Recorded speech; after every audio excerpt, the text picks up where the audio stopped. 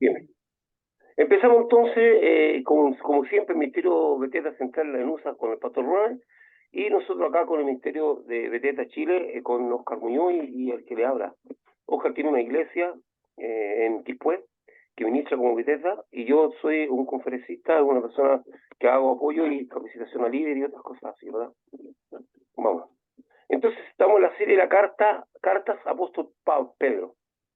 Y de los 5 capítulos de la primera carta hemos visto 19 estudios. Hoy día terminamos con el estudio número 19. Entonces leamos un poco. Entonces vamos a leer del 10 al 14 de 1 Pedro 5, lo último. Dice, más el Dios de toda gracia. Estos versículos son como versículos clichés, que a la gente le encanta decirlo, le encanta hablar de ello, le encanta tomarlo, pero nunca se profundiza más allá. Nunca tenemos una idea más clara de qué involucra. Entonces, en lo posible, si Dios lo permite, en lo posible vamos a tratar de profundizar. De qué manera me bendice, de qué manera me beneficia, o de qué manera yo establezco esta relación con Dios. Se llama el Dios de toda gracia, que nos llamó a su gloria eterna en Jesucristo. Fíjense ese en. La Biblia insiste mucho en poner en. Somos sustentados en el Espíritu. Quiere decir que lo que sustenta lo que se dijo anteriormente es lo que se está diciendo ahora, el sujeto. Entonces dice más el Dios de toda gracia que nos llamó a su gloria eterna en Jesucristo. O sea, cualquier gloria que no esté en Jesucristo no es gloria. Puede haber otras glorias, gloria humana, porque hay gloria humana, hay gente que tiene su gloria humana, ya sea por logros personales, por competencias que ganó, por una serie de cosas, tiene su gloria. Pero aquí estamos hablando de la gloria eterna. Dice que está sustentada ¿en qué? En Jesucristo. Entonces, eso es lo que tenemos que tener presente nosotros. Eh, claro.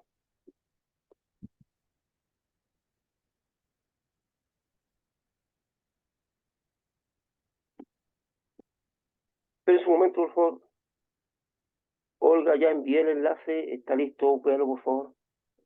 Entonces, me llama una persona que no puede conectarse. Dice, la idea es que siempre ponga atención a esa palabra, que es lo que sustenta. Eso es muy usado, es muy recontra usado por por todo, por la Biblia, por siempre, cuando dice y eso es una palabrita que chiquitita, pequeña, pero que sustenta lo que viene mayor. Por ejemplo, hay un texto que dice que tenemos paz para con Dios en el Espíritu Santo, o sea, el que sustenta la paz es el Espíritu Santo. Sí. Por lo tanto, yo no puedo hallar paz fuera del Espíritu Santo. Entonces, llamó a su eterna en Jesucristo. Después que hayáis padecido un poco de tiempo, Él mismo os perfeccione, afirme, fortalezca y establezca. 4 elementos que vamos a ver hoy día muy importantes. A Él sea la gloria, el imperio, por los siglos de los siglos. Amén. Por conducto de Silvano. Silvano no es más que Silas, el compañero de milicia de Pablo. En alguna parte se le dice Silvano, en otra parte se le dice Silas, a quien tengo por hermano fiel os he escrito brevemente, amonestándoos y testificando que esta es la verdadera gracia en la cual estáis. La iglesia que está en Babilonia, elegida juntamente con nosotros, y Marcos, mi hijo, os saluda. Saludados pues unos a otros con un oscuro de amor. Paz sea con todos vosotros los que estáis en Jesucristo. Es interesante porque la verdad, ¿a qué se refiere con la iglesia que está en Babilonia? ¿Hay una iglesia en Babilonia? Babilonia es una ciudad que desapareció muchos siglos antes. ¿Por qué el apóstol dice Babilonia? Y muchas veces se nombra Babilonia. Bueno, vamos a verlo a qué se está refiriendo con Babilonia. Entonces, con estos versículos llegamos al final de la primera epístola de Pedro a los hermanos, que están en la dispersión. Dispersos por el imperio a causa de la persecución. ¿Por qué dispersión? Aquí hay dos momentos de dispersión. Aquí hay gente que se confunde. Hay algunos que creen que se está refiriendo a las tribus perdidas de Israel. El texto no dice a las tribus perdidas de Israel. El texto generalmente está hablando eh, de la gente que fue esparcida. ¿Y por qué fueron esparcidos? Esto no, esto debería darnos vergüenza a nosotros, pero cuando empezó la iglesia a funcionar, cuando la iglesia estaba, bueno, cuando los grupos de hermanos que se juntaban empezaron a hablar, a predicar en el templo, en las casas, empezaron a pararse en las calles. ¿Qué es lo que ocurrió? Vino una tremenda persecución por parte de Herodes y por parte de los romanos a Jerusalén. Y vinieron leyes y edictos de muerte y encarcelamiento, tanto no solamente por causa de los romanos, sino que también de los judíos. Recuérdense ustedes que el apóstol Pablo fue un perseguidor de la iglesia y como perseguidor los sacaba, pero a empujones de las casas y los metía en las cárceles. Pablo fue el que consintió la muerte de Esteban. Esteban murió de una manera tremendamente compleja. Entonces, cuando ocurre esto, cuando ocurre la muerte de Esteban, Pablo consintió y dice que no solamente le bastó eso, sino que pidió cartas para ir a, a otros lugares como Siria, a Damasco, para poder tomar a los hermanos y sacarlos de ahí. O sea, hubo una persecución. Bajo esa situación, los hermanos se dispersaron, empezaron a huir de la ciudad y se fueron a otros lugares para encontrar paz y para encontrar tranquilidad. Ojo, interesante, no renunciaron a Cristo ni a su fe. Prefirieron salir del lugar sin renunciar, porque habría sido fácil para ellos renegar de Cristo, como muchos creyentes ahora lo hacen, por conveniencia. Renegar de Cristo y acomodarse a las circunstancias para no ser perseguido. Pero esa gente no lo hizo, siguió fiel a Dios, aún en las persecuciones, tomando en cuenta que algunos perdieron sus bienes, o sea, fueron despojados de todo. Fueron despojados de todo lo que tenían. Entonces algunos perdieron sus bienes, lo perdieron todo, pero no renegaron de Cristo. Entonces, esta gente que está dispersa, son gente de la iglesia que fueron dispersos, no tienen que ver con las 12 tribus, con las 10 tribus perdidas de Israel, que acuérdense que, un recuerdo, que el reino se dividió en dos a causa del hijo de Salomón, bueno, y por sentencia de Dios también, y 10 de las tribus se constituyeron lo que se llamó Israel, y 2 tribus, Benjamín y Judá, constituyeron lo que se llamó Judá. Entonces esa gente de esas tribus fue llevada cautivo primeramente a Babilonia y a esos lugares, y de esa gente no se supo nunca nada más. También fueron después posteriormente llevados la tribu de Judá, todo ese sector Benjamín fueron llevados cautivos, pero ellos son los que volvieron después. Entonces mucha gente se pregunta, ¿y qué pasó con las 10 tribus de Israel que fueron tomadas? ¿Dónde están? Algunos dicen que están en el Ponto, en Galacia, que algunos conservaron sus costumbres, otros no, pero esas tribus, las primeras tribus, las 10 tribus primeras, eran muy dadas a la idolatría, a mezclarse, a desaparecer. Por lo tanto, no sabemos qué haya pasado con ellos. Entonces, hay gente que cree que cuando se está hablando de la dispersión, como está ahí en el texto, dice, vamos a ver, dice,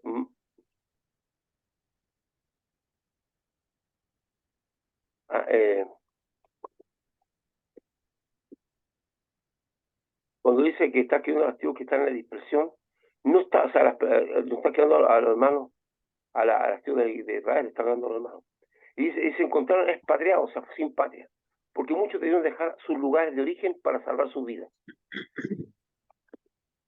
Muchos tuvieron que dejar sus lugares de origen, como digo, para salvar sus vidas. Veamos un poco.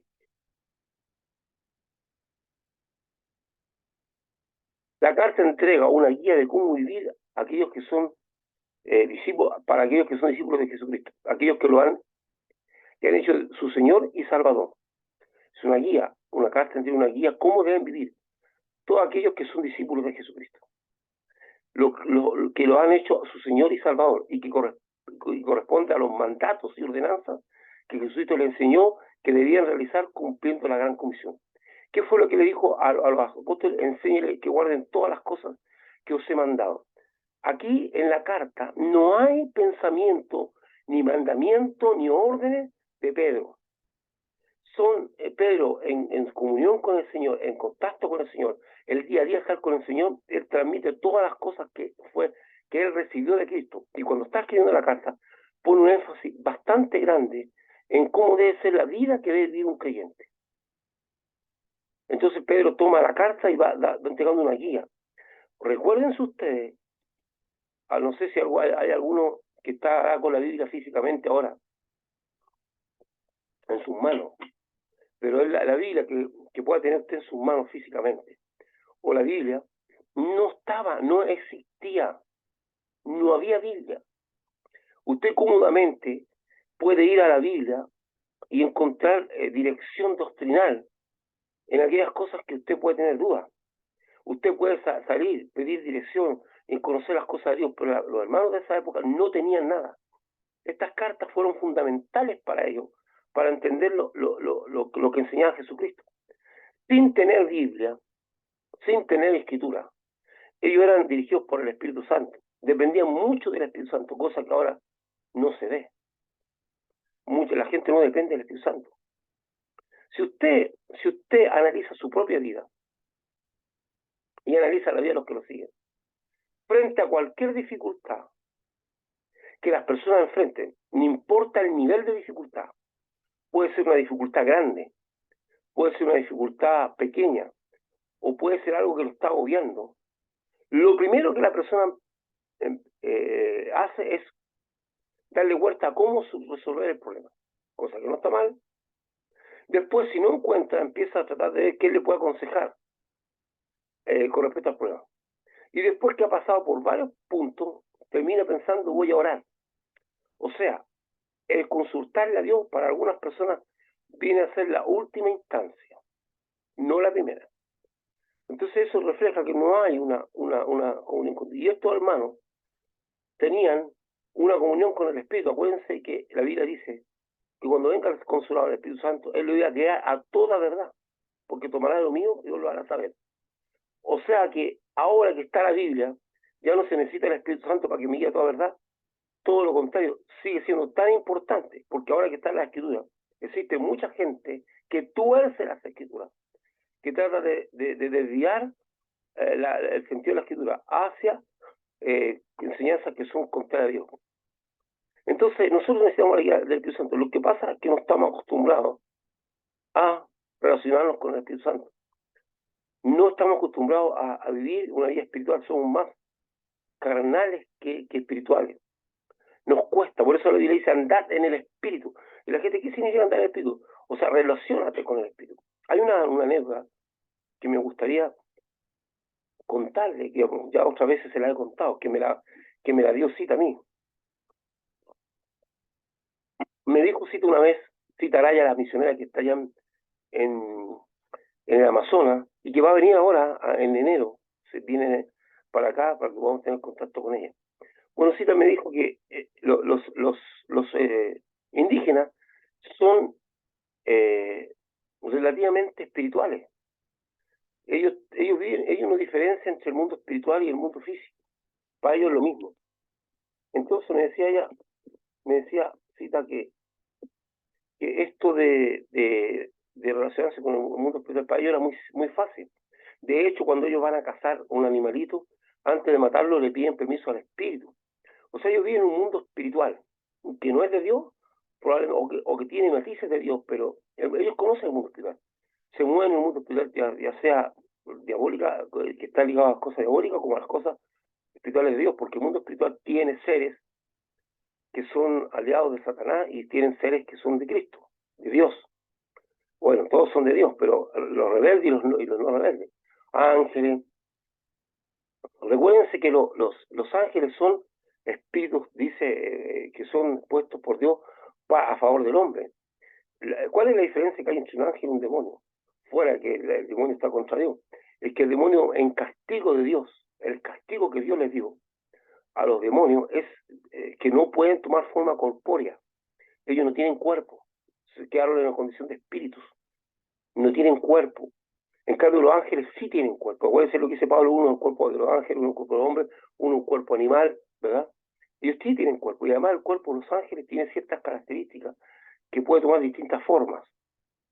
Bueno, los demonios no tienen cuerpo, por eso el demonio pretende encontrar paz poseyendo el cuerpo de una persona.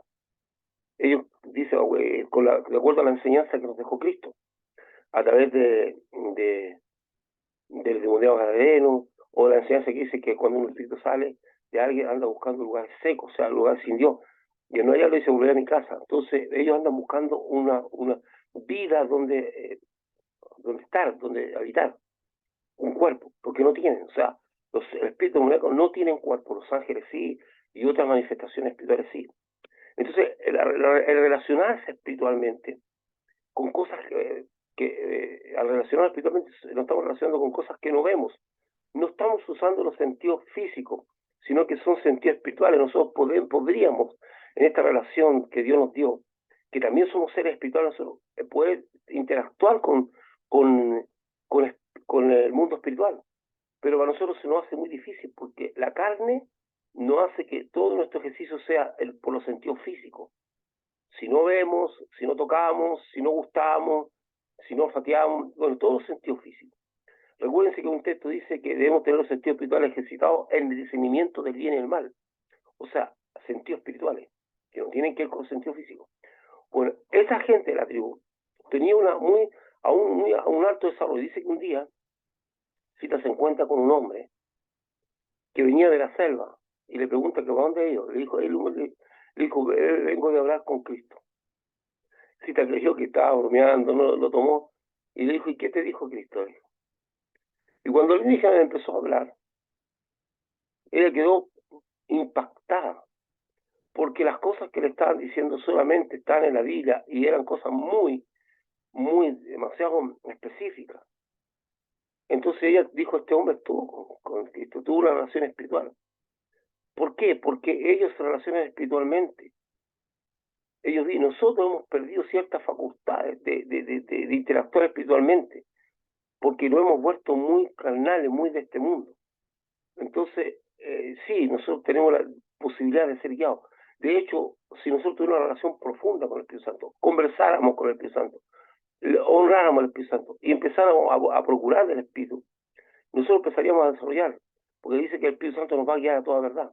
Estas personas de las cuales estamos hablando no tenían Biblia, no tenían nada, eran guiadas por el Espíritu Santo, en la verdad de Dios, por la revelación. Ahora que tenemos Biblia, que nosotros tenemos la Escritura, entonces no es necesario tener una relación con el Espíritu Santo. Ahora el Espíritu Santo no nos puede guiar a toda verdad, no nos puede dar revelaciones, no, al contrario. Si usted quiere, si nosotros queremos profundizar en nuestra vida espiritual, podemos profundizar en nuestra relación con el Espíritu Santo, cosa que a nadie le importa, porque la gente es muy de este mundo. Las preocupaciones que tienen las personas son de este mundo. Y la Biblia dice que el mundo pasa, pero la palabra de Dios permanece para siempre. Nosotros somos sujetos a muerte. No sé cuánto más nos queda de vida a cada uno de nosotros, pero somos sujetos que vamos a morir. Y ahí al morir, nada de lo que con mucho esfuerzo hemos logrado en esta tierra quedará. Nada. Nada se mantendrá. Nada podemos llevar. Entonces muchas veces nosotros no medimos con qué afán muchas veces nos autodestruimos en la consecución de bienes que van a quedar aquí. O sea, lo importante es medir las cosas y decir, bueno, ¿qué tan importante es para mí el conseguir estas cosas o qué tan necesario es? Pero nunca descuidar la vida espiritual. Entonces, vamos más adelante. Resulta sorprendente que algunos hermanos, en su afán por encontrar nuevas revelaciones, porque hay gente en la iglesia que no le interesa crecer en su actitud, no le interesa crecer en cambiar como persona. Hay gente que está 20, 30 años en la iglesia y siguen siendo los mismos. No cambian, son personas que no manifiestan a Cristo. Entonces resulta sorprendente que algunos hermanos en su afán por encontrar nuevas revelaciones descuidan lo verdaderamente importante que es formar al hombre de Dios.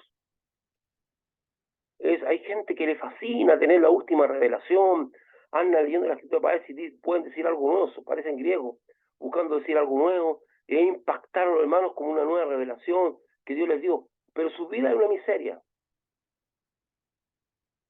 Por eso es súper importante entender, y eso tiene que usted tenerlo claro.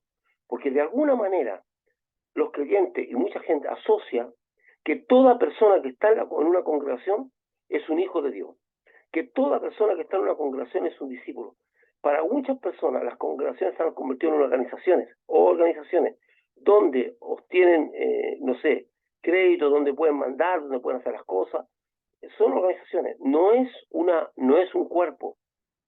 Entonces, muchas de estas personas no son hijos de Dios. No todo aquel que está en una congregación es un hijo de Dios. No todo aquel. Para eso Dios nos dejó principio. Digo, por sus frutos los conoceréis.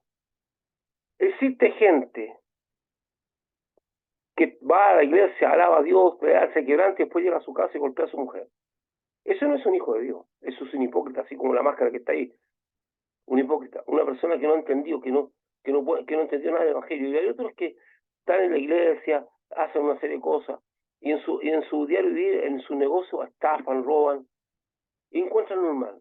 O sea, ellos van a la iglesia o están ahí para, para solamente mostrar que son personas como piadosas. Y yo, por eso digo, una de las cosas que usted tiene que entender, y que todos tenemos que entender, no toda persona que está en una congregación, aún cuando sea un pastor o dirija es un hijo de Dios.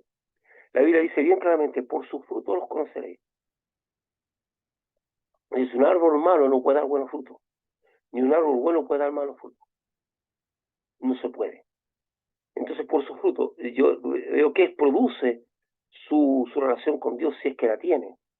Entonces, y el Señor dejó bien claro. Entonces, no, lo primero que vamos a enfatizar es que no toda persona que va a una congregación necesariamente es un hijo de Dios.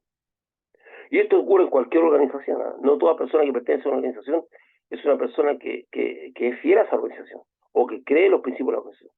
En la iglesia es mucho más fácil que hayan hipócritas, es mucho más fácil que hayan infiltrados, porque la iglesia no pide normalmente requisitos para que una persona asista.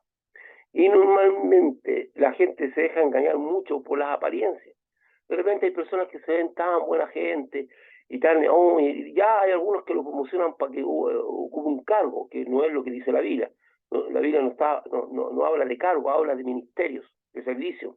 Pero las iglesias institucionales hablan de cargo y para que haga esto, para que esto otro, sin saber nada. Porque no se puede, nosotros tenemos una forma de saber. Pero el Espíritu Santo nos dirige, nos va dirigiendo qué es y qué es la persona que cumple un determinado ministerio. De hecho, la forma de actuar de la iglesia actualmente no procura ministerio.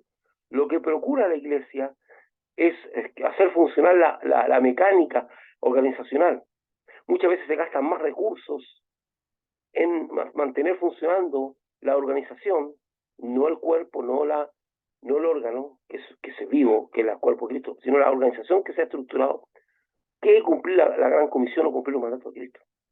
Se invierte muchísimos recursos en edificios, se invierte muchos recursos en muchas cosas.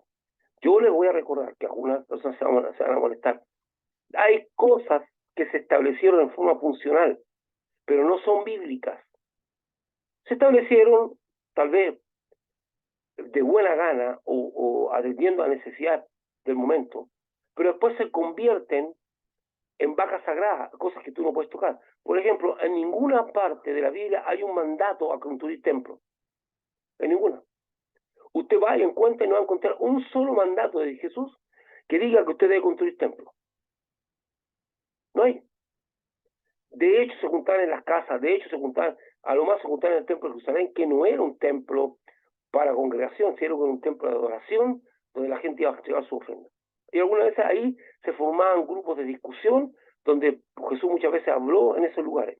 Pero no hay ni un mandato. Entonces los templos no son un mandato bíblico, son una cuestión funcional. Hubo gente que en un momento dijo, bueno, sería bueno tener un lugar para que nos reunamos, para que nos juntemos, para que nos veamos, y hacerlo más. Y se hicieron los templos. Pero no existe un mandato bíblico, no es bíblico los templos. Es una cuestión funcional, como lo fue también la escuela dominical, que es algo totalmente funcional, se puso por una necesidad coyuntural, que es la misma necesidad coyuntural que tuvo la iglesia cuando había problemas en el reparto a las viudas, que debido a problemas de reparto a las viudas se eligieron personas que hicieran el servicio de hacer un reparto justo. Ya la iglesia tenía problemas porque había gente que no entendía el Evangelio. Más aún, cuando Pablo le está escribiendo a la iglesia de Corinto,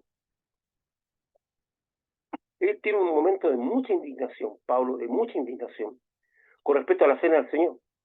Dice, porque no dicienden el cuerpo de Cristo. Entonces, gente dice que Pablo dice que es un pecado. Pero ¿por qué no dicienden el cuerpo de Cristo? Pablo está explicando ahí que se juntaban para la cena y había dentro de los que se juntaban gente pobre, gente que estaba pasando necesidad, que eran hermanos de la iglesia y de todo tipo de personas. Y dice Pablo que en algún momento dado algunos se platachaban sin pensar que habían hermanos que estaban pasando y no les importaba nada.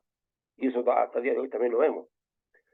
Y no tenían, ni siquiera tenían una consideración. Entonces Pablo dice, no tienes casa donde comer, humilláis a esa gente que no tiene, porque la cena no es para tacharse, la cena es un símbolo. Entonces dice que pega, dice, cuando tú comes sin discernir el cuerpo, ¿por qué discernir? ¿Por qué dice que comen sin discernir? ¿Por qué? No es que dice que veamos si somos dignos, veamos si podemos tomar la cena. No tiene que ver con pecado, porque estamos pecando todo el vez. Estamos viendo si estamos discerniendo el cuerpo de Cristo. ¿Y qué es lo que es Cristo? Cristo es amor, bondad, paz. El Cristo representa también una cuestión de solidaridad. Todo lo que nos enseñó Cristo, amar al prójimo, amar al hermano, al necesitado. O sea, cuando nosotros nos enfrentamos a Cristo, Él nos cambia la mente, porque ya no podemos ver al prójimo igual que lo veíamos antes. Queremos hacer algo por nuestro prójimo, queremos bendecir, queremos que nuestra vida sea significativa, que nuestra vida tenga un significado. Sí, el pecado más grande al cual vamos a tener que responder es qué hicimos con nuestra vida. Los que me conocen aquí saben que yo fui muy impactado por el pastor Rick cuando habló del propósito. Y yo le pido a Dios que poder terminar mis días no siendo feliz, la felicidad va y viene, sino cumpliendo el propósito al cual Dios me puso aquí. Y la gente dice, pero ¿cómo voy a saber el propósito que tiene Dios para mí? Tú lo puedes saber, sí puedes saber el propósito, porque en tu andar diario tú te vas dando cuenta que van a empezar a pasar cosas. Cuando tú andas procurando entender el propósito de Dios para tu vida, tú vas a ir entendiendo y vas a ir visualizando muchas cosas que te van a empezar a pasar. Si tú quieres realmente descubrir el propósito, tú tienes que tener los ojos abiertos, porque Dios va a ir poniendo en circunstancias donde te va a poner frente a determinados servicios que tienes que hacer y va a ser recurrente. Y tú vas a saber, Dios quiere que yo esté aquí.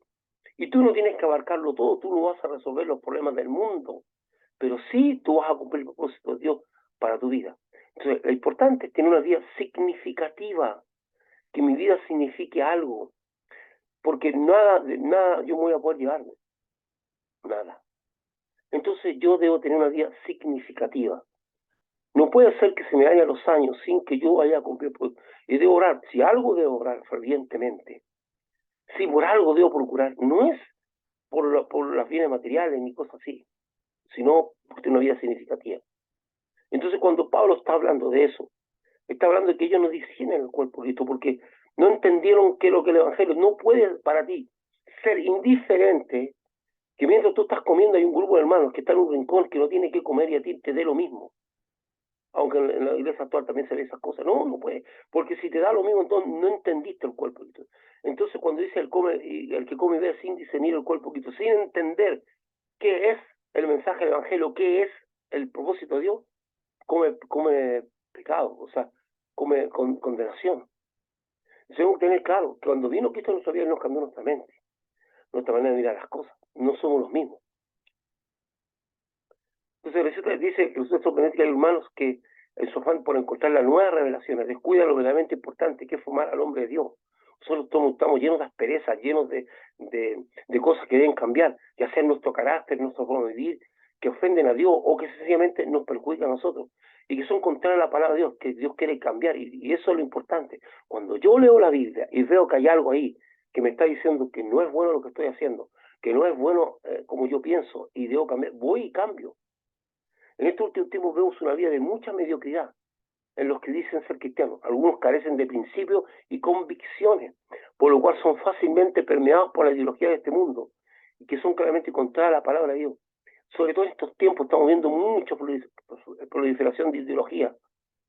Algunas pueden usar causas justas, pero no les interesa realmente la causa, les interesa forjar un pensamiento.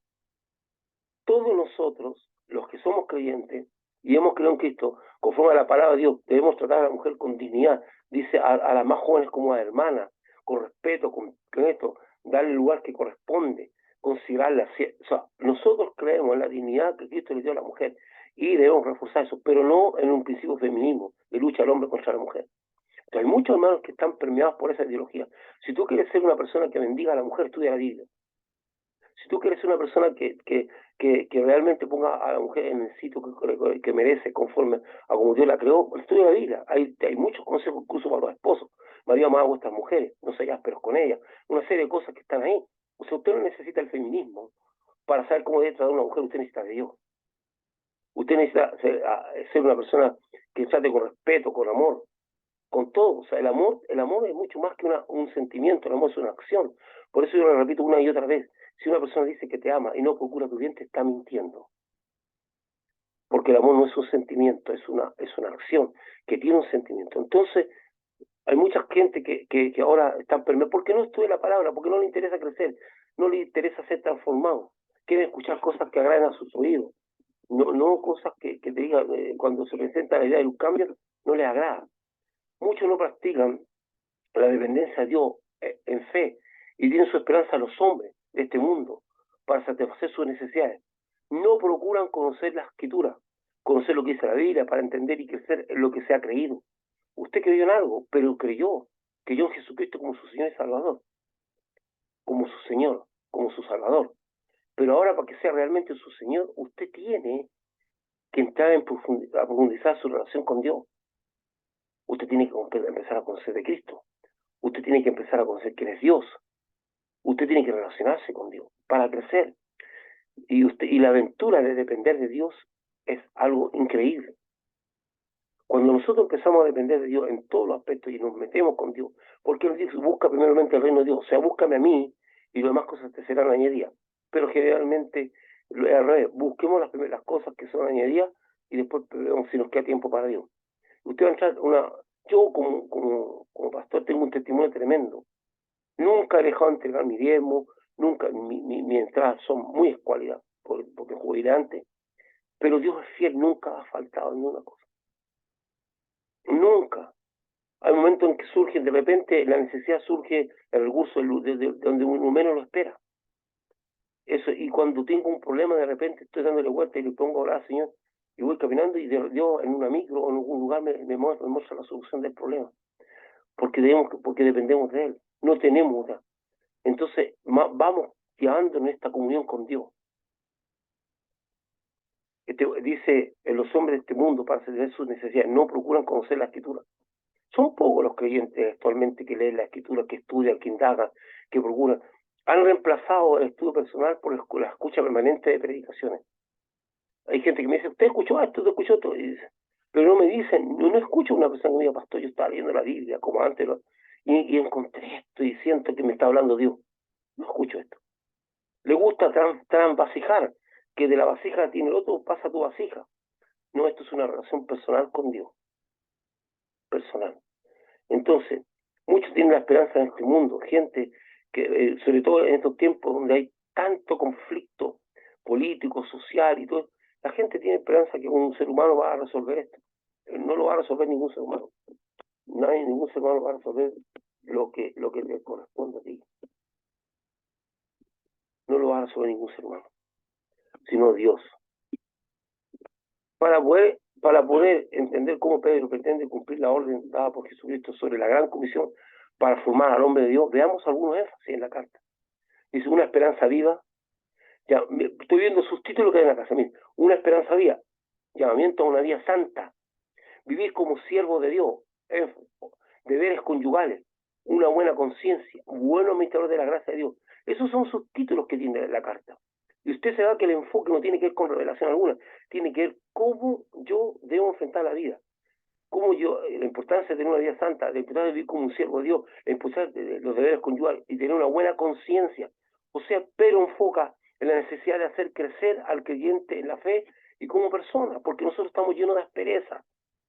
Muchas veces esa aspereza, esa forma de ser, nos perjudica. Estamos llenos de contradicciones, somos rebeldes de corazón, rebeldes para con Dios y rebeldes para con las personas.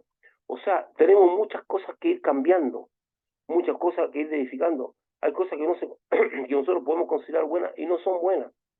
En el trato con nuestro prójimo, en el trato con nuestros padres, en el trato con nuestros hijos, en el trato con las personas. Muchas veces nos equivocamos. Muchas veces nos equivocamos incluso en el trato con los amigos. Muchas cosas que tienen que cambiar. La forma en que yo enfoco la vida, el fortalecerme interiormente. O sea, el énfasis de la carta es: vamos a construir al hombre de Dios, a la mujer de Dios. Esto no tiene género. Estamos hablando en forma amplia. Construir. Y la carta tiene ese énfasis. Dice: más el Dios de toda gracia, que nos llamó a su gloria eterna en Jesucristo, después que hayáis padecido un poco de tiempo, Él mismo os perfeccione, afirme, fortalezca y establezca. A Él sea la gloria y el imperio por los siglos. En la Biblia la palabra gracia es muy amplia en su connotación, y para darle la significancia más apropiada se debe entender tanto el texto como el contexto. Por ejemplo, decir que eres salvo por gracia no tiene la misma connotación que decir que José halló gracia a los ojos de Faraón. No es lo mismo. Cuando decimos tú eres salvo por gracia, esa palabra gracia ahí no es la misma connotación que yo le doy cuando decimos que José halló gracia a los ojos de Faraón. Es otra, son dos significancias. Sin embargo, de una manera simple, simplista y amplia, podríamos decir que la gracia de Dios es cuando el corazón de Dios se inclina a favor de la persona. La gracia podemos decir que es el corazón de Dios inclinado a favor de la persona. Es cuando Dios te favorece, te proporciona un beneficio o provecho. Cuando decimos que la gracia generalmente es la inclinación del corazón de Dios para favorecerte. También tenemos algo que dice que es contrario. La Biblia dice que Dios da gracia a los humildes y resiste a los soberbios, ¿verdad? Dios tiene un corazón inclinado a aquellas personas que son humildes, pero un corazón totalmente resistente a aquellos que son soberbios. Entonces la palabra gracia es muy amplia. Hay gente que la define y dice la gracia es un regalo de Dios y una serie de cosas. Es un poquito mezquino. Pero por ejemplo, cuando dice que José halló gracia a los ojos de Faraón, dice que halló el favor de Faraón dado por Dios.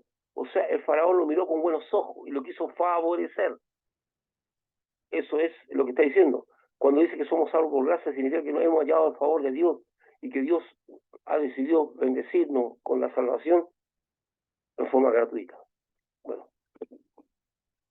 cuando él dice que más el Dios de toda gracia, está diciendo que Dios es el que da origen a todo favor hacia el hombre, que también lo confirma el apóstol Santiago: toda buena dádiva y todo don perfecto desciende de lo alto del Padre de las luces, en el cual no hay mudanza ni sombra de variación, ¿verdad? No hay ni una mudanza ni una sombra de variación.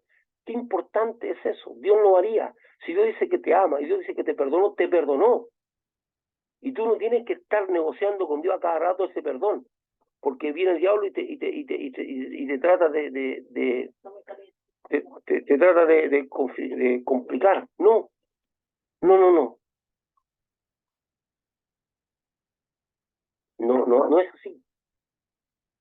Dios te perdonó, dice que en Dios no hay ni mudanza como en nosotros, ni sombra de variación. Dice que toda buena dádiva y todo don perfecto viene de lo alto. O sea, Dios te quiere dar lo mejor a ti. Entonces, toda cosa, toda gracia, dice que Dios es Dios de toda gracia. O sea, que todo lo que viene bueno, todo favor, viene de Dios. Y el apóstol lo confirma. Al decir en Jesucristo, quiere decir que se sustenta en Jesucristo. Entonces, toda buena edad y todo don perfecto desciende de lo alto. ¿A quién tú tienes que acudir? ¿De quién tú tienes que depender?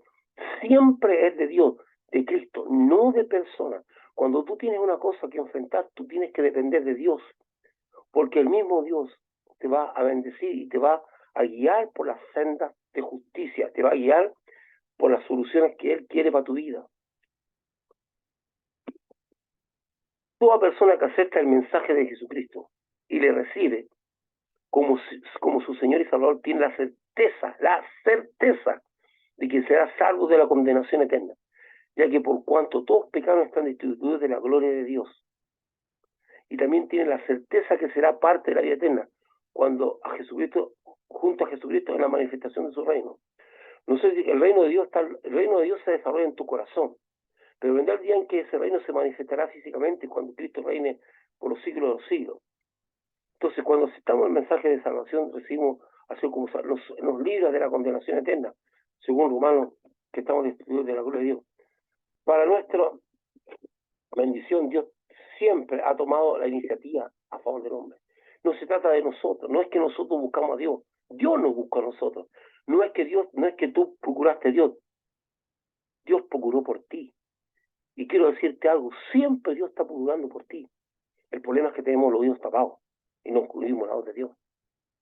Tanta voz tan que de repente en medio de las dificultades, como cuando usted le tocó alguna vez enfrentarse a una persona, a un niño con una pataleta, porque algo pasó y usted tenía la solución, el niño seguía con la pataleta y no lo escuchaba. O una persona que está enrabiada, o una persona que está totalmente emocionalmente tocada y está haciendo, y usted dice, espera, si aquí está la solución, pero no le escucha, porque su estado emocional impide que le pueda escuchar. Algunos son tolerantes a la frustración. Entonces, no escucha, no visualiza que Dios está ahí. Dios siempre está con usted. El problema es si usted siempre está con Dios. Estamos siempre con Dios. Es lo más importante en nuestra vida, es el amigo al cual debemos acudir. Dios siempre tendrá la solución a nuestros problemas, pero debe ser el amigo permanente, no el amigo circunstancial, aquel salvavidas, aquel bombero que viene a nuestra vida para arreglar lo que se está quemando o lo que ya no tiene solución. No, es un amigo que estar ahí para que siempre nos guíe, para evitar. Él nos va a guiar por sendas de justicia. Entonces Dios siempre ha tomado la iniciativa a favor del hombre. Por eso fue el mismo Dios que nos llamó a su gloria eterna en Jesucristo. Él nos llamó.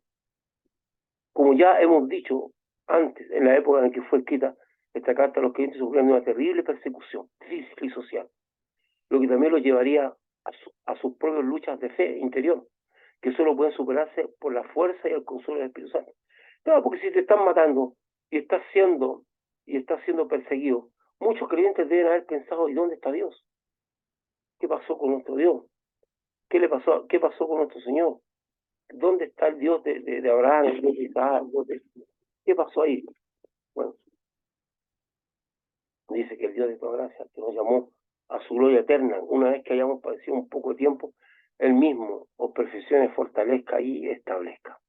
Entonces, la cosa es que estas personas sufrieron una persecución física fuerte, que redundó en persecuciones, pero esta persona mantenía el consuelo del Espíritu Santo.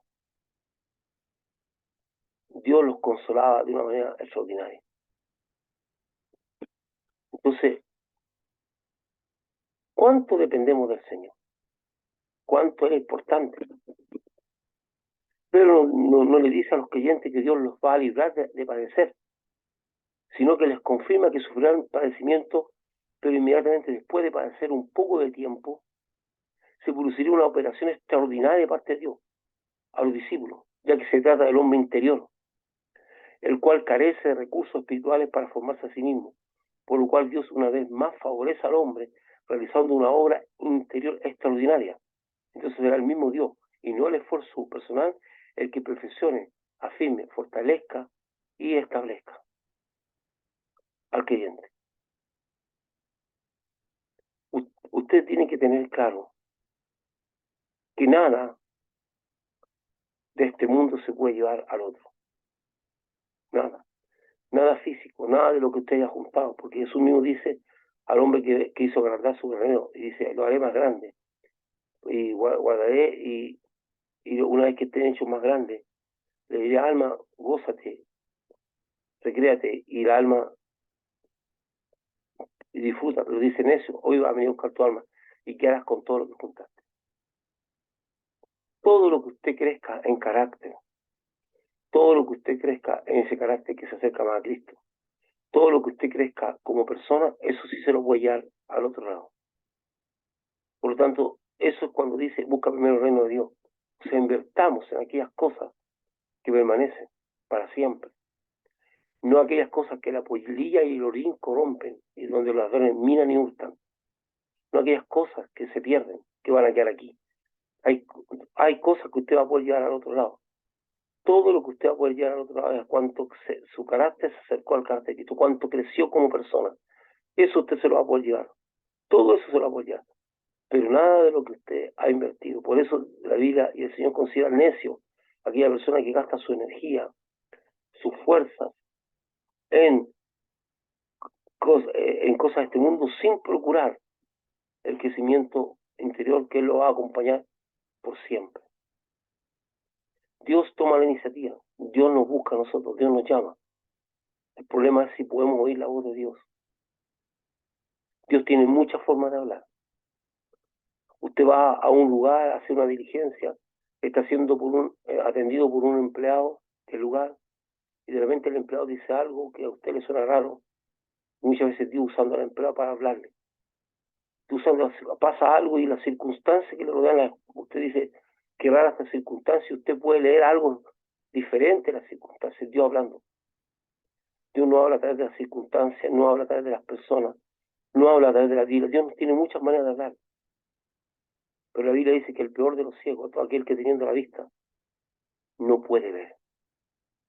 Y para poder ver tenemos que tener una relación, tenemos que andar en fe, sabiendo que Dios me va a dar una respuesta y con mis ojos y mis oídos atentos a todo lo que me rodea. Porque si yo le he pedido a Dios algo, si yo le he hablado una guía a Dios, esa guía no va a llegar como caída del cielo con un papelito. Tengo que mirar, porque Dios me va a hablar. Me va a hablar a través de, a lo mejor del hombre que está pidiendo en la calle. Me va a hablar de las circunstancias, algo que ocurrió, hasta un accidente. Dios va a dar la respuesta usando distintos medios. Incluso Dios puede hablar a través de sueños, incluso a través de una voz. Dios tiene muchas maneras de hablar. Pero Dios va a dar respuesta. Por lo tanto, yo camino con Dios y sé en la certeza que Él va a responder. Y eso debe ser, cuando yo estoy en algo y estoy pidiendo a Dios que me responda, yo tengo que ver todo lo que me rodea, porque Dios tiene muchas maneras de hablar. Y yo voy a entender que Dios me está ahí respondiendo, porque lo que está pasando es muy diferente. Dios tomó la iniciativa. Perfecciones. Y cuando dice perfecciones, todos nosotros llevamos la imperfección del ser humano, caído a causa del pecado, lo que se manifiesta en nuestro carácter, en nuestras pasiones, sobrepasando los mandamientos de Dios. Y la obra perfeccionada de Dios se realiza a través de ir formando el carácter de Jesucristo en el creyente, lo cual se refleja en la manifestación del fruto del Espíritu. Cuando dice perfecciones, ¿en qué no? En hacer que nuestro carácter sea como el carácter de Cristo. ¿Y cómo se ve el carácter de Cristo? ¿Cuál es una fotografía de cómo es Cristo? En el fruto del Espíritu: paz, paciencia, benignidad, templanza, dominio propio. Todas esas cualidades que tiene el fruto del Espíritu Santo es lo que Dios quiere formar en nosotros.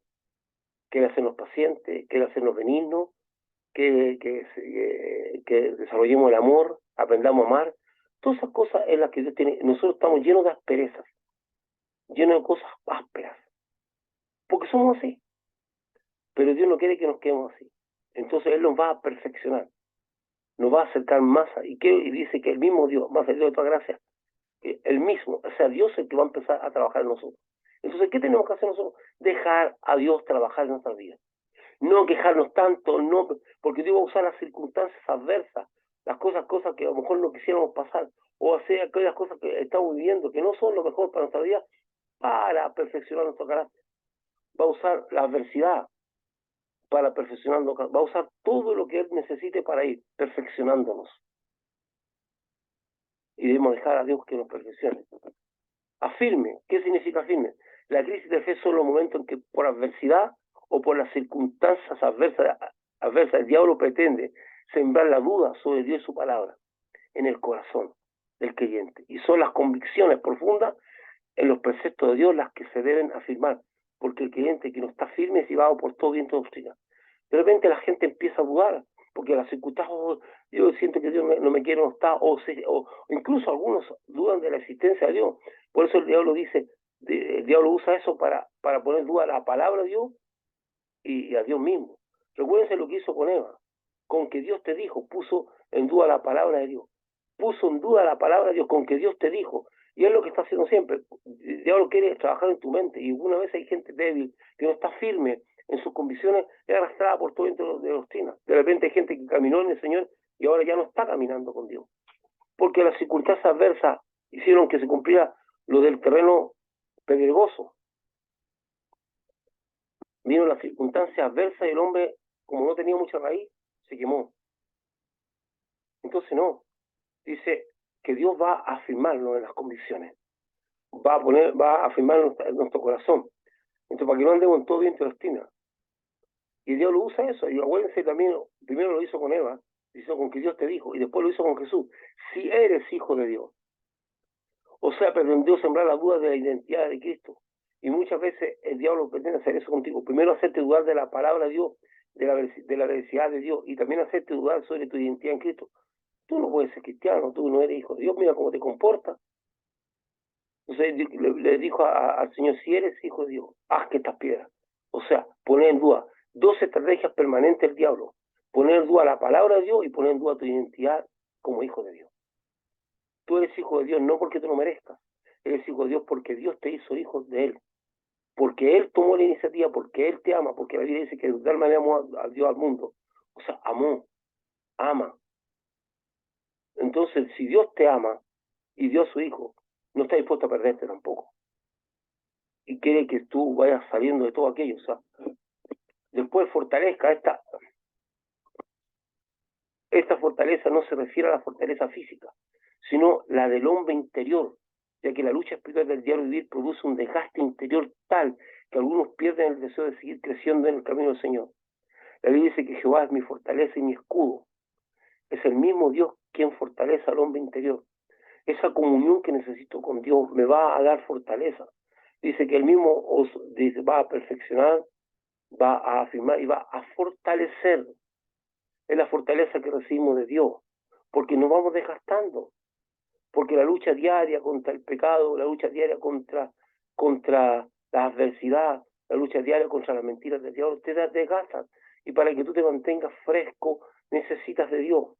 Y dice, va a fortalecernos interiormente, porque no se puede evitar el desgaste emocional, el desgaste espiritual. Pero Dios tiene su promesa y tú tienes que reclamar. Tú tienes que reclamar esa promesa. Señor, tú dijiste en tu palabra que me iba a fortalecer y yo necesito que tú me fortalezcas. Yo requiero tu fortaleza. Y usted se lo reclama a Dios, porque son promesas de Dios. Él mismo fortalece. Y vamos más. Y establezca. Dios establece al creyente cuando en su autoridad le da formas y maneras en que su vida se desarrollará. Nosotros estamos diciendo, vamos a establecer las condiciones, vamos a establecer cómo va a funcionar esto. Establecer es poner claramente cómo se va a desarrollar las cosas. Dios establece al creyente cuando en su autoridad le da formas y maneras en que su vida se desarrollará, como también el servicio o ministerio que desarrollará. Dios te dice, tú vas a desarrollar este ministerio. Dice que Jesús da ministerio, da servicio, que desarrollará durante su vida, ya que a muchos creyentes les cuesta mucho descubrir su ministerio. Sin embargo, establecer es más que forma, servicio significa fundamentar en Jesucristo la vida del creyente. O sea, cuando dice que lo va a establecer, dice que le vamos a poner fundamento. Cuando yo digo que estoy fundamentado en Cristo Jesús, quiere decir que todo enseñanza, creencia o cosa que yo hago está fundamentada en las enseñanzas de Jesucristo. Está tomada de la enseñanza de Jesucristo. Yo camino basado en la enseñanza de Jesucristo, le pongo fundamento. Y dice que ese fundamento es una roca, que aquel hombre que construye su vida en la palabra de Jesucristo la está construyendo sobre una roca. Y dice que aunque vengan vientos, por eso establece, aunque vengan vientos fuertes, suba el río y la lluvia azote fuerte, esa casa permanecerá. Pero aquel que ignora la palabra de Dios, ya sea creyente o no creyente, aquel que ignora la palabra, porque hay muchos creyentes que aun cuando saben que no deben edificar sobre la arena, edifican sobre la arena.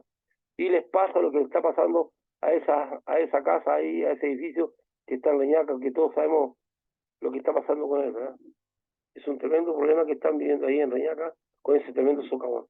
Bueno, eso es lo que nosotros tenemos lo que nosotros debemos ahora visualizar, ¿verdad? Que no depende que nosotros podamos hacer, sino que tenemos que fundamentar nuestra vida en Jesucristo.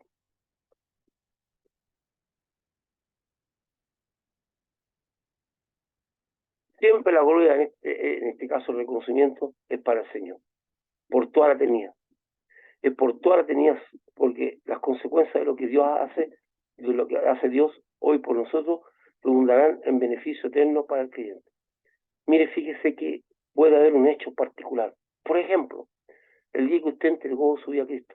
Quizás como lo hizo, no sé si lo hizo en una iglesia, lo hizo con una persona, y usted en su corazón entregó su vida a Cristo. Ese hecho puntual, usted lo va a recordar por toda la eternidad, porque cambió su vida y le dio un lugar con el Señor. Y hay muchas cosas que Dios lo libró, o muchas cosas cosas que van a pasar en este mundo que van a marcar su eternidad. Y leemos la última parte. Dice, por conducto de Silvano, a quien tengo por hermano fiel, os he escrito brevemente, amonestándoos y testificando que esta es la verdadera gracia de Dios, en la cual estáis firmes. La iglesia que está en Babilonia, elegida juntamente con vosotros, y Marcos, mi hijo, os saludan. Saludad unos a otros con ósculo de amor. Paz sea con todos vosotros, los que estáis en Jesucristo. Los que estáis en Jesucristo. Amén. Pedro finaliza su carta enviando saludos a los hermanos conocidos y colaboradores. Silvano, también conocido como Silas, llegó a ser compañero de Pablo en la obra misionera. He mencionado varias veces en las cartas como un fiel colaborador de los apóstoles. En este texto, el apóstol Pedro le solicita que sea el portador de su carta a los hermanos destinatarios. Bueno, se recuerda que cuando vino la separación de Bernabé y Pablo en la obra misionera, y Bernabé siguió con Marco, entonces Pablo siguió con Sila, que era un mensajero que venía de Jerusalén, que tomó el lugar. Silvano se convirtió en un hermano muy importante, porque él además era un profeta que confirmó a los hermanos de Antioquía con mucha palabra. Era una persona muy especial, de un muy bajo perfil, pero de tremenda bendición. Entonces aquí Pedro le pide a él que por favor canalice las cartas a los hermanos que están destinados, que son destinados de esta carta. El apóstol Pedro dice que el propósito de la carta es amonestarlos, es decir, prevenirlos para no salirse del orden de Dios y corregirlos en aquellas cosas que están fuera del orden de Dios. ¿Qué es lo que es estar dentro de la palabra de Dios, dentro de sus mandamientos, sus preceptos, su doctrina, estar dentro del Evangelio? La tendencia del ser humano es siempre salirse del orden de Dios, siempre. Y hay momentos en que hay hermanos que pueden justificar el robo, por ejemplo, como una cuestión de justicia social. Hay algunos que justifican tal vez la estafa o la mentira. Hay hermanos que de repente usted lo escucha justificando la mentira. La mentira es mentira y la mentira es del diablo. No es de Dios. Entonces nos salimos de Dios. Entonces Pedro dice, yo estoy escribiendo esta carta para que ustedes se mantengan dentro del orden de Dios y no se salgan del orden. Lo estoy amonestando para que se corrijan en su conducta. Al mismo tiempo el apóstol Pedro, como un testigo ocular de la obra de Jesucristo, quiere dar testimonio de la verdadera gracia de Dios en Jesucristo. Porque como lo había advertido el mismo Señor, se levantarán falsos maestros, inspirados por el mismo Satanás, y que parece ser muy piadoso, pero niegan sutilmente la verdadera gracia de Dios, enseñando doctrina que lleva a la perdición.